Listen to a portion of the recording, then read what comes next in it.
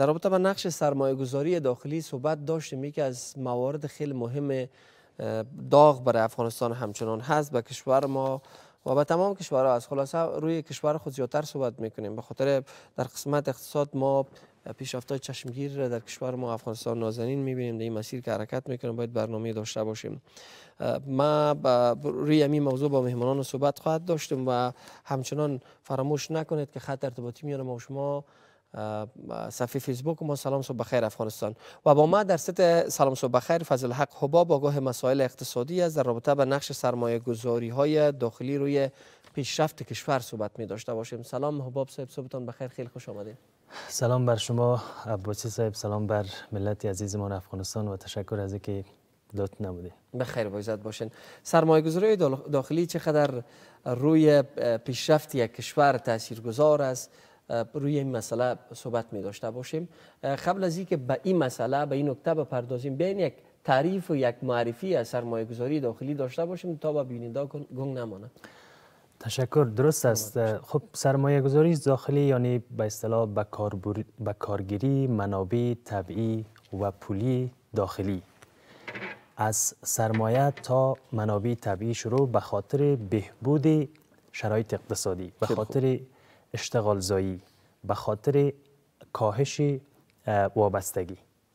یعنی وقتی که ما بتانیم سرمایه گذاری را در داخل افغانستان داشته باشیم، به این معنا که ما منابع طبیعی و همچنان منابع پولی و سرمایه های موجود و ظرفیت های موجود داخلی را به کار ببندیم تا اینکه به اصطلاح از واردات بیشتر نجات پیدا کنیم، به خاطر از اینکه ما بتانیم به اصطلاح وابستگی کاهش پیدا کنه و اقتصاد رونق پیدا کنه و مهمتر از او اشتغال زایی شود. این بتونه بهترین معرفی از سرمایه گذاری داخلی باشه. خیلی خوب. چقدر نقش داره روی پیشرفت یک کشور؟ چقدر میتونیم که اهمیت برش بدیم؟ همین قسم که هر فاکتورهای اقتصادی نقش بسزایش داره، من مطمئن هستم که سرمایه گذاری داخلی شاید یکی از عوامل واقعا مفید باشه.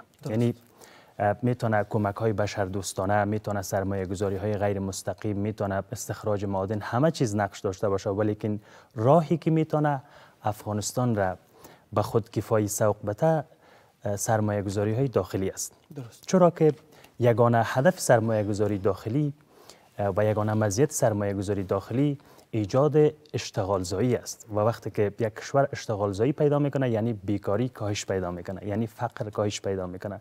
وقتی که یک کشور تولیدی می باشه یعنی نیاز به امتعه خارجی نداره، شاید بیشتر کم داشته باشه و یا ای که در قبالش صادرات خوب میتونه داشته باشه، بلنس تجارت خوب می داشته باشه.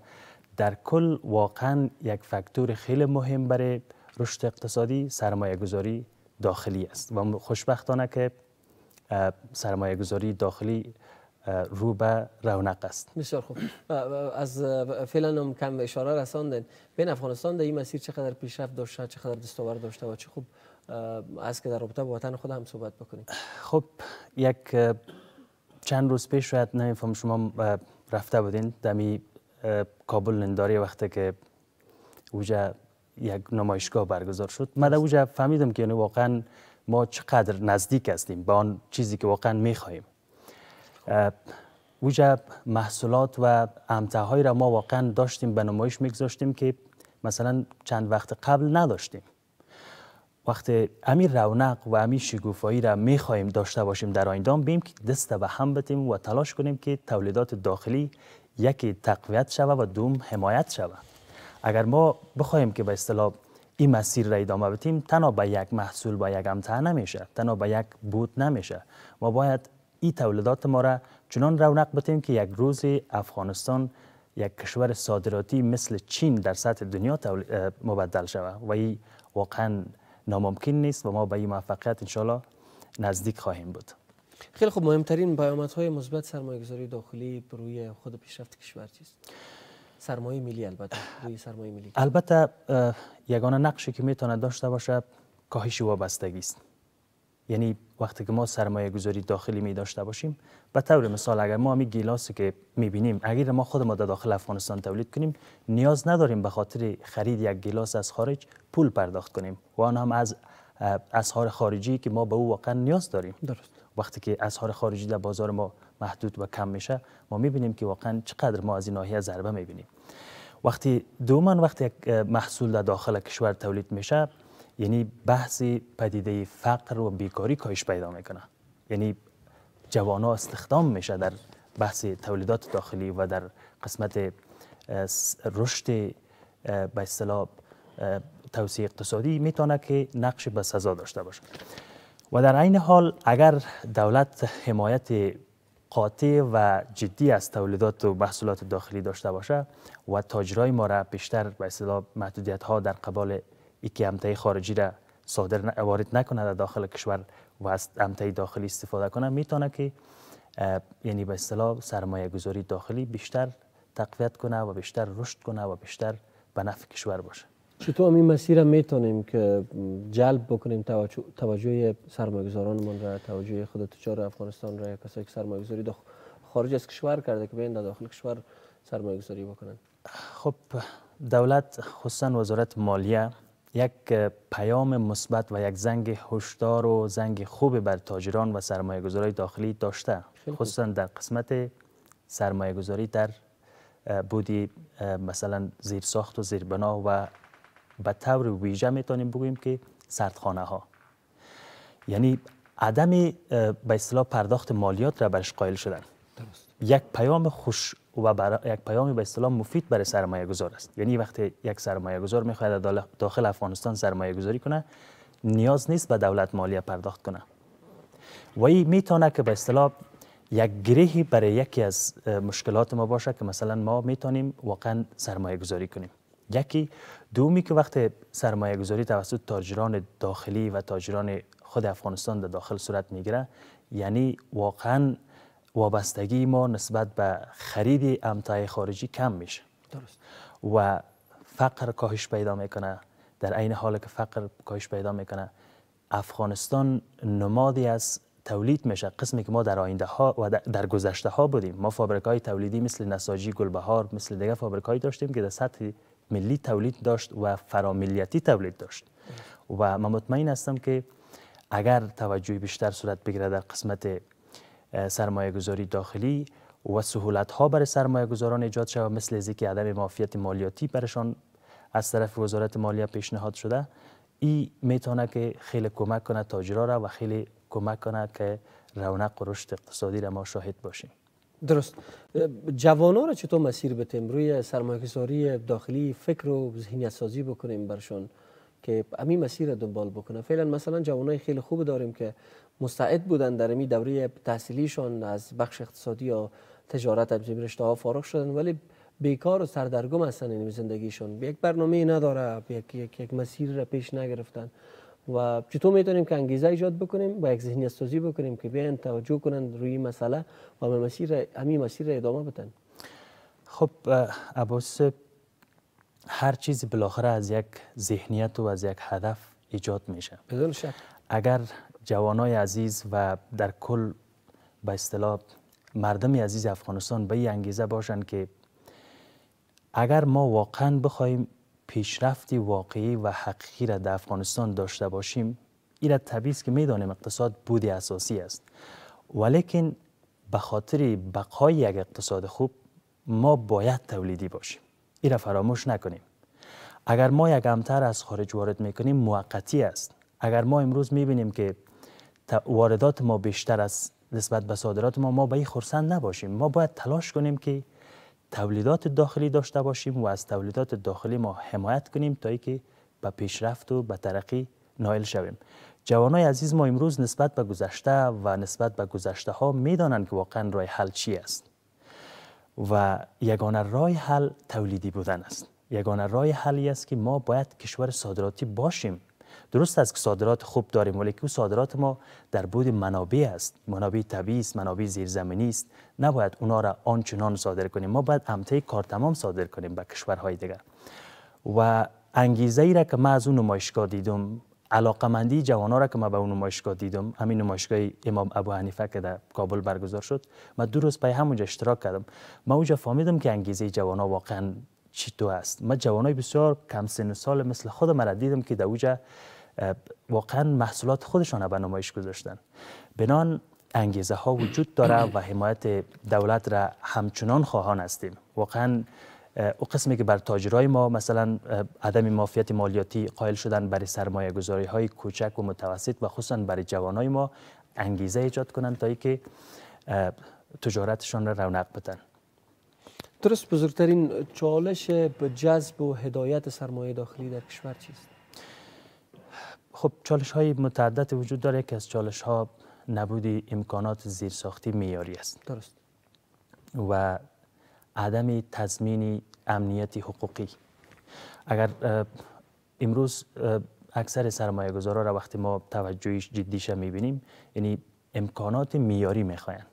درست. میخواین که پارک های صنعتی داشته باشن، میخواین که امکانات مثل انرژی آفتابی داشته باشن، مثل نیروی برق برشان کافی در اختیارشان قرار داشته باشن. و تا جای هم این محدودیت ها را قسمی که قبلا گفتم برطرف شده. یعنی برای کسایی که واقعا میخواین سرمایه گذاری کنن، دولت خیلی سهولت ها را برشان فراهم کرده. یعنی اولین پوینت را که یک سرمایه گذار در فکرش داره میگه به اصطلاح رشد محصولات است و پرداخت مالیات به دولت. خب رشد محصولات که هدف اصلی است خب است، ولیکن پرداخت مالیات هم معاف هستی و این میتونه که به اصطلاح کمک کنه و برای تقویتش خیلی واقعا تلاش میشه و محدودیت هایش هم که برطرف است. درست. کدام موارد مهم است که برای یک سرمایه گذار که داخل کشور سرمایه گذاری داخلی را پیش میبره یا همین مسیر را دنبال میکنه، کدام موارد مهم و اساسی است که در اختیارش قرار داده شود؟ شما از چند چیز یادم کردین. دولت کدام موارد باید به دوش بگیره که زمینه سازی بکنه؟ خب دولت باید نیازمندی های جامعه را به اصطلاح ارزیابی بکنه و برای سرمایه گذاران داخلی فرصتی را مساعد بسازه که تولید در بخش اجناس و امتاهایی داشته باشه که نیاز اولیه ماست. درست. امروز وقتی میبینیم یکی از شاهراهای اقتصادی ما، یکی از دهلیزهای اقتصادی ما برای مدت محدودی فعالیتش را توقف میده، ما میبینیم که در داخل کشور به اصطلاح هموطنای ما و عزیزای ما با مشکلات متعدد مواجه میشه. اگر واقعا همون نیازمندی های بیرونی ما را در داخل کشور داشته باشیم و تولید کنیم، دیگه واقعا مشکلات وجود نمی داشته باشه. دیگه به اصطلاح نیازمندی های بیرونی ما کاهش پیدا میکنه و مطمئن هستم که فعلا روی چیزهایی کار میشه که قبلا در افغانستان نبوده. امروز ما سردخانه های معیاری در حال ساخت و ساز است. وقتی سردخانه باشه دیگه نیاز نیست که ما محصولات زراعتی ما را با قیمت ناچیز صادر کنیم به دیگه کشورها. باید او را ذخیره کنیم در روزهای بعد و در حالتهایی که او را نیاز داریم از او استفاده کنیم. انشالله که امیدوار هستیم توجهی بیشتر در قسمت حمایت از سرمایه‌گذارای داخلی ما صورت بگیره تا اینکه بتونیم نیازمندی بیرونی نداشته باشیم. درست. چطور میتونیم اعتماد سازی بکنیم و اعتماد تجار افغانستان را زیادتر بسازیم نسبت به آینده خود سرمایه‌گذاری افغانستان؟ به خاطر اعتماد سازی همی که فرصت ها برشان مساعد شوه و همی که از اونا دعوت شوه که بیاین اینجا سرمایه گذاری کنیم. همین قسم که افغانستان یک کشور محاطه و خشک است، در کل قلب آسیا هم است و اینجا همه تاجرها و همه سرمایه گذارای داخلی و خارجی علاقمند است که امروز سرمایه گذاری کنند.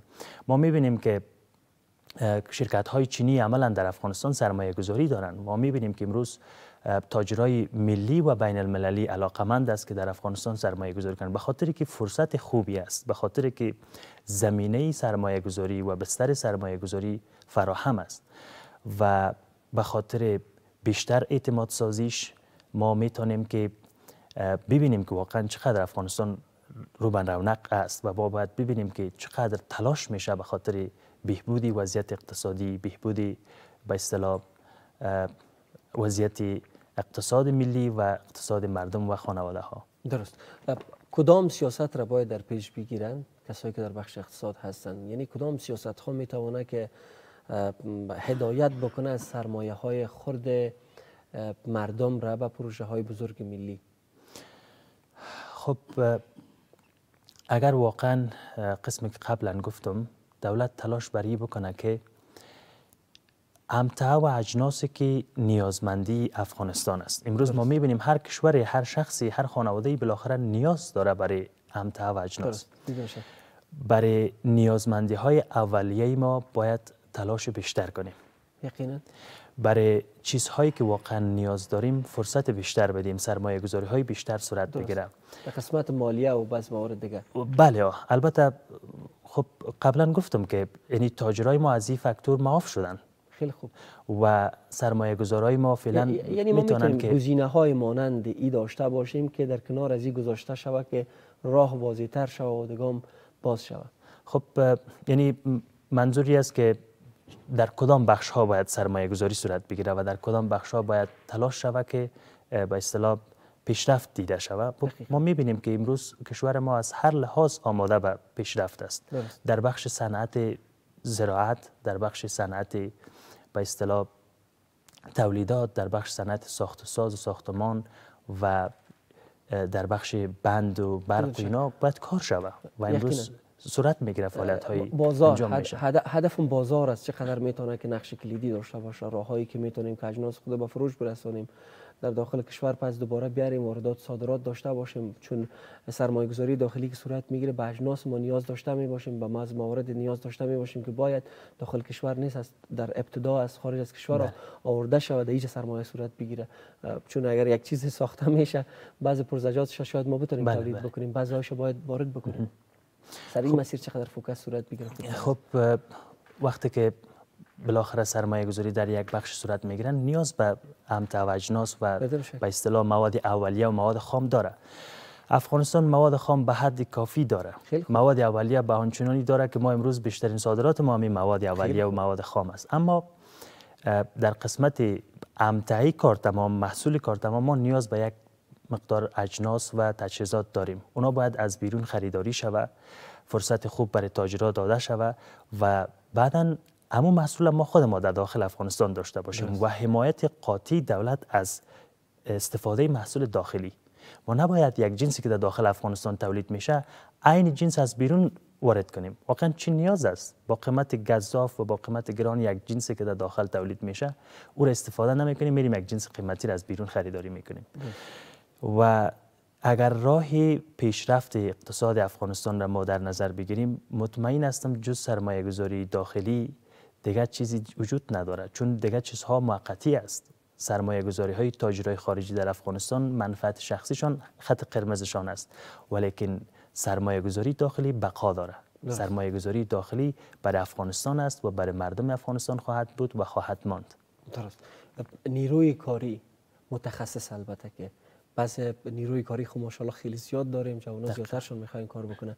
خود کادر مسلکی یا نیروی مسلکی که در امان بخش باشه که تا در قسمت تجارت ما گام‌های میاری برداریم و آگاه باشیم، خلاصه روشن‌تر ببینیم این مسیر را. چقدر ضرورت هست روی این موضوع سرمایه گذاری صورت بگیره؟ خب هر کشور بالاخره نیروی انسانی فراوان داره و افغانستان بسیار نیروی کاری متخصص و متعهد داره. خیلی خوب.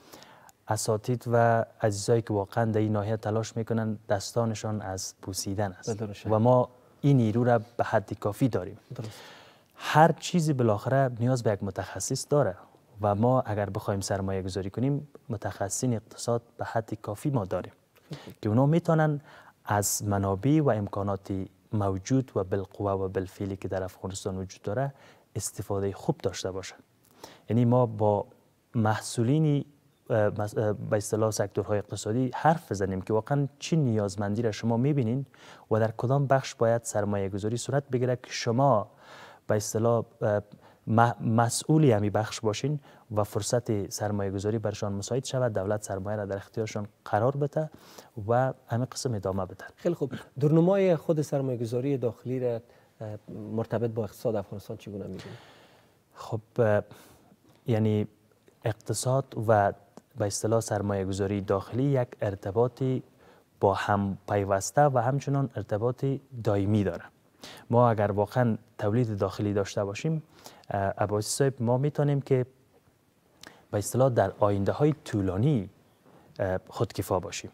اگر ما اکتفا کنیم به کمک های بشر دوستانه برای راه های دیگه‌ای که مثلا ما بتونیم رونق و رشد اقتصادی را داشته باشیم موقتی است، ولیکن سرمایه گذاری داخلی پایدار است و برای ابد در افغانستان میتونیم از او مستفید شویم. بسیار خوب، خیلی سپاسگزار هستم. تشکر از معلوماتتون، تشکر از اینکه خودتون در این راستا کار میکنید. خیلی سپاسگزار هستم. فضل حق حباب، آگاه اقتصادی، که در رابطه با نقش سرمایه‌گذاری داخلی روی پیشرفت یک کشور صحبت کردیم. تشکر از حضورتون. پیام قشنگتون داشته می باشیم. تشکر از شما. پیام خاصی که میتونم برای عزیزا و ملت عزیز ما افغانستان داشته باشیم این است که ما یک مقوله داریم و یک شعار داریم، میگیم وطن مادر است. بدون شک. و ما واقعا با مادر ما چقدر باید مهربان باشیم.